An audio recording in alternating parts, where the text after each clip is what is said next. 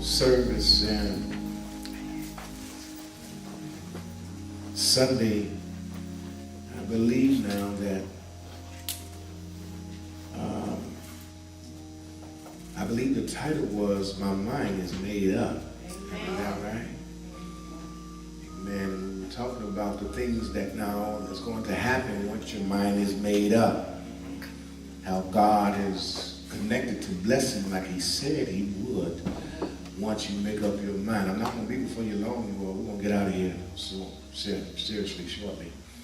But how you make up your mind, amen, how things, amen, continue to go a little bit better, stronger, more deliberate in your area. You might fight a little bit harder, amen, but those things that you acquire come, amen, with such a force, amen, and you can ask yourself, how in the world did I go from here to here? Your mind had been made up. Well, you know, I got like a part two that I want to continue with right quick, if you don't mind. So we're going to go right quick to the book of Deuteronomy, the 30th chapter. And we're going to read from the 15th to the 20th verse. Excuse me. Once again, that's going to be Deuteronomy, the 30th chapter, from the 15th to the 20th verse. Deuteronomy 30, 15 through 20. Amen.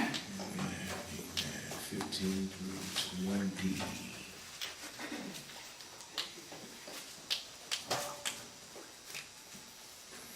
Deuteronomy 30, 15 through 20. Where you'll see it says this: See, I have set before you today life and good, death and evil. In that I command you today to love the Lord your God, to walk in His ways, and to keep His commandments, His statutes, and His judgments, that you may live and multiply. And the Lord your God will bless you in the land which you go to possess. But if your heart turns away so that you do not hear and are drawn away and worship other gods and serve them, I announce to you today that you shall surely perish. You shall not prolong your days in the land which you cross over the Jordan to go into to possess. I call heaven and earth now as witnesses today against you, that I have set before you life and death, blessings and cursing. Therefore choose life, that both you and your descendants may live. I want you to look at somebody. I want you to look at somebody. And, look at the telephone if you must, but look at somebody. And say, neighbor, I've made my choice. I'm serving God. One more time. Neighbor, I've made my choice. I'm serving God. Amen. May He add a blessing to the reading of that word. You can have your seats. Now, you all know, since this is in Deuteronomy, this is Moses now. Moses is talking. He wrote this, but he wrote this to the children of Israel. And he was doing this and getting them in preparation of being able to possess the new land. This is before they crossed over the river Jordan and got in. He was preparing them now to be able to know what to do and how to keep God with them when they get there. So going back, he says, see, I have set before you today life and good. I've set before you today to have the goodness to be able to either choose life or to be evil and choose death. The choice, he's saying, is yours. He says, it's set before you today. He says, what is he saying? He's saying, you all have your own way of thinking and you all have choice.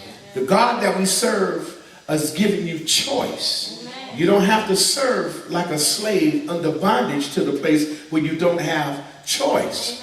Everything that you do is a choice. He says now, the God now that has been showing us and proving to us, taking us through the desert all that time, you know, the cloud by day, the pillar of, come on now, by night. That same God that's been, you know, the one that had the birds to feed you manna from heaven every day. So, you know, the same God, you know, the one where you didn't wear your clothes out. You still, after all these years, you still got that same God now that has proved the miraculous time and time and time again, from the time that he took us from Egypt, when he had the plagues, when he made Pharaoh let us go. That same God now, that God, that's the God I'm talking about. He says now, you got a chance to choose how to live your life. Right. And choose life by the good, or you can be evil and choose death. He says, in that I command you today to love now the Lord your God. That's going to be your strength. To remember on everything, to remember to continue to love God, to walk in his ways and to keep his commandments, his statutes, and his judgments, that you may live and multiply, and the Lord your God will bless you in the land which you are about to possess. If you remember to love him before your neighbor, before yourself, before your husband, your wife, and your children, if you remember to love God, his commandments and his statutes, if you remember what he stands for and you stand upright, he says he's going to bless you in the land that you're about to possess. He says, I'm going to bless you in the land that you're about. See, it's going to hit somebody's shando. I'm going to bless you in the land that you're about to possess. But if your heart turns away now, so that you don't hear him, or if you allow somebody to sit next to you and draw you away, if you allow some man to drag you out of church, if you allow some woman to drag you away from the goodness of the Lord, if you allow a good friend of yours to try to turn doctrine on you, and you allow that doctrine, that twisted doctrine, to take you away now, however, if you allow these things now to draw you away, because it's going to be your choice to walk away and worship their gods. If you walk away from God and worship the man that you're laying in bed with, that's not your husband. If you walk away from God and worship the woman that drew you out of church because you think it's that good, if you allow somebody to draw you away from the goodness of God because they got a twisted doctrine that says you can sin and grin all day long and still get it in, if you allow these things now.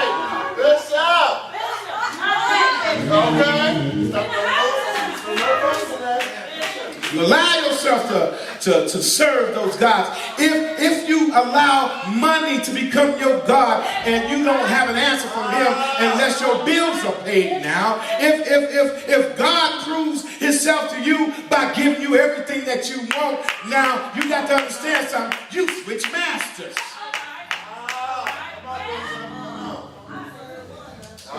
If you allow that kind of God, you want to serve that God, I announce to you today that you shall surely perish. You shall not prolong your days in the land which you cross over the Jordan to go in and possess. Well, even if you live to be 100, you won't even be living. Anybody know somebody that's been living all their life and never lived a day? Say that. Anybody know somebody that's lived a long time but never lived? Anybody know somebody that's been in the hood and for 40 years they've been in a 4-block area, all this world out here, they've never been outside of their own area because they're too busy doing mess with the gangs and everything else, and you can't leave that prison, you got that 4-block radius. Been living 40 years and you haven't lived a day. Perishing every day that you get up and don't even know that God comes to give you life that more abundantly and never experience what the abundance of life is. You just going through the motion. That's surviving. That's not living. He says now, if you want to live in this new place, this land that you are about to possess now, you got to know who God is for yourself. If you want to live in this new place. And to let this land truly be the land of milk and honey for you, you have got to learn how to let go and let God. If you want to live every day to the height of your experiences and let God blow your mind every day, you got to let God do what he do in your life. You got to let God go. And you got to love him. You got to let him have control of your life. And you got to love him. Or you can continue to worship those other false gods. Yeah. You can let Sister Nikki draw you away. Come on, come on, come on. You can let Big Petey draw you away.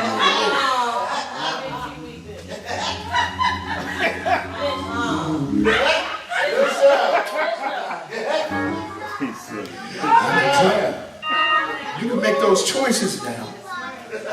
You can make the right choice. Now, you see, here it is. The thing is that same God now that brought you out the wilderness, that same God now that burned off the last two of your generations because they chose wrong, but you're still here, you're still here, you're still here, you're still here. Look at your neighbor and say, you're still here. That's saying something. Come on now. You're still here. That same God that still got you here.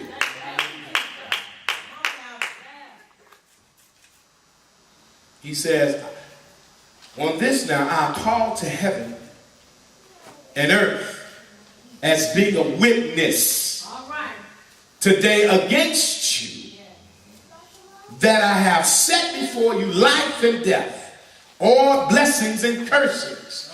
Therefore choose life, that both you and your descendants may live. I have set to call heaven as a witness, and earth as a witness today to stand against you. If you choose wrong, it stands against you. If you don't do the right thing, it stands against you. You make the wrong choices, heaven and earth stands against you.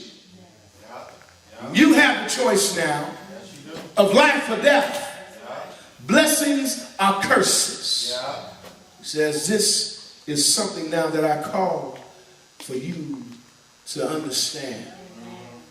As children of God, we got to act like we're children of God. Absolutely. Absolutely. As a child of God, you got to learn to love people like God loves you.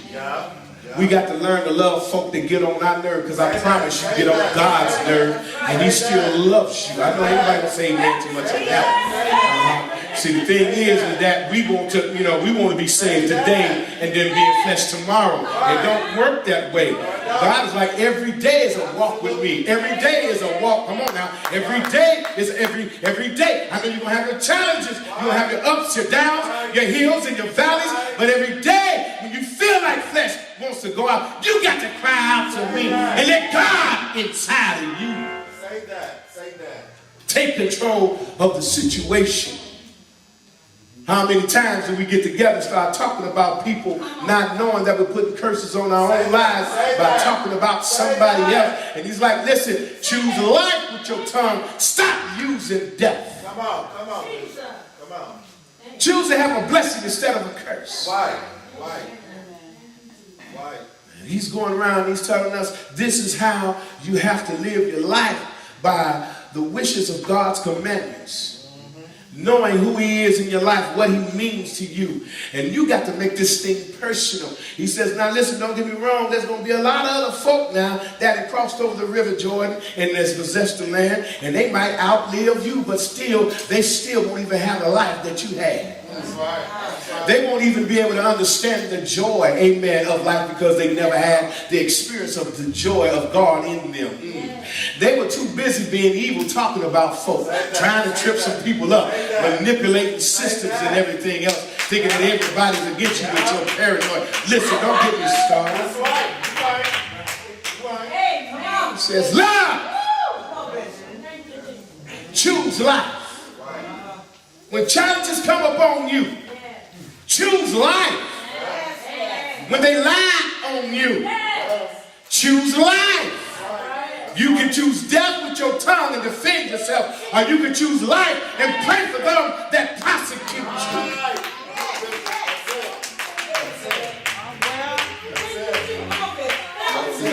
today. How you going to live your life? You going to live the life up here, or you going to live it down here? How many of us are living life and still never lived yet? Come on now. I choose to live. Come on now. How many of us miss day to day to day? You let the devil snatch joy out of your life because you wake up arguing, you go to bed arguing, you're fussing the dreams, you got nightmares about yourself with your evil self. How many, come on now, choose life. I done made my choice. I'm going to serve God. You got to make up your mind. If you're going to serve God, that don't mean today. And then tomorrow, the next day, you take it off. That means every day, when you want to, when you don't want to. Something about flesh. Let's be honest. See now, because when it's all said and done, I can say this, but let's be the reality of it all. The reality of it all is that I live in flesh. Now, the word said that my flesh is enmity against. Come on now. So that means it's a mortal enemy against God. This right here don't like this right here. And let's understand that now. So because this don't like this don't get along with this don't agree with this. So now I'm in a turmoil as a tripartite individual, a three-part human being. Because one of these parts don't want to act right. And add insult to injury, sin tastes good.